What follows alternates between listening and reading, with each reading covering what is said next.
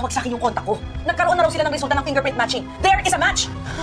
Mukhang itong si Moira nga ay nakahanap na namang ng kakampi sa mga kapulisan dahil nang malaman nga niya, ang resulta ay agad nga niyang kinausap si Zoe.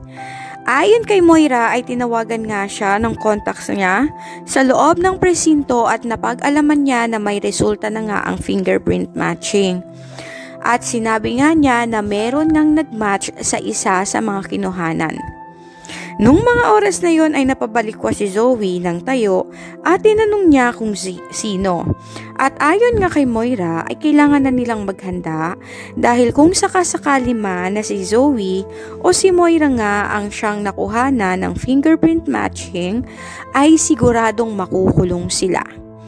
Tinawagan ni Moira ang isa sa kanyang mga tauhan at nakiusap siya na hanapan sila ng secret exit point palabas ng Pilipinas.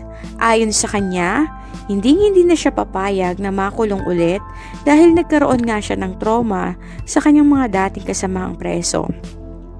At mas lalong hindi naman niya kakayanin kung makikita niyan ang kanyang anak na si Zoe ay makakasama niya sa loob ng kulungan. Subalit bago pa man sila makalabas ng kondo, ay isang warrant of arrest na nga ang dinala sa kanila at ibinibigay nga kay Zoe at kay Moira. Ayon sa mga ito, nagmatch nga ang fingerprint ng dalawa at hindi sila pwedeng tumakas o umalis ng bansa dahil meron na silang warrant of arrest.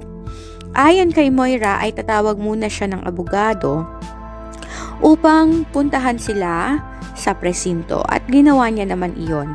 Sa tulong nga ng kanyang kaibigan ay nagkaroon nga siya ng abogado, subalit mangyak-ngyak si Zoe nang malaman niyang makukulong na siya kasama ang kanyang ina.